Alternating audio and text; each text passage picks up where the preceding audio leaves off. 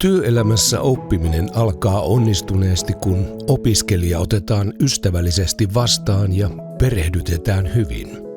Ohjaus on koko työyhteisön tehtävä. Opiskelijan on hyvä osallistua monipuolisesti työpaikan työtehtäviin ja niiden suunnitteluun. Opiskelija on alusta asti osa tiimiä. On tärkeää käydä yhdessä läpi työpaikan pelisäännöt, työajat, turvallisuustekijät ja esimerkiksi salassapitovelvollisuus. Opiskelijalla on ammatillisia tavoitteita, jotka käydään yhdessä läpi. Opiskelijan on hyvä asettaa myös omia tavoitteita.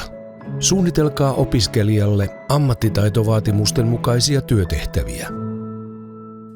Opiskelija harjoittelee asioita omassa tahdissa. Saa kysyä ja erehtyä. On tärkeää muistaa, että opiskelija ei ole yksin vastuussa asiakkaista. Ohjaaja kannustaa, antaa palautetta ja tukee opiskelijaa. Opiskelijalla on oikeus ohjaukseen koko jakson ajan. Keskustelkaa työssäoppimisen sujumisesta viikoittain. Parhaimmillaan ohjausprosessi on yhteinen ja vastavuoroinen oppimiskokemus. Antakaa palautetta. Ottakaa myös puheeksi ne asiat, jotka eivät suju. Olemme kaikki erilaisia oppijoita. Jokaisella on vahvuuksia ja osaamista. Puhukaa selkokieltä.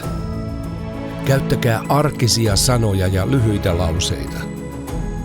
Puhukaa yhdestä asiasta kerrallaan. Varmistakaa, että ymmärrätte toisianne.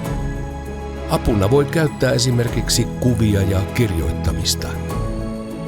Harjoitelkaa yhdessä ammattisanoja ja käyttäkää niitä arjen työtilanteissa. Kiitos kun ohjaat.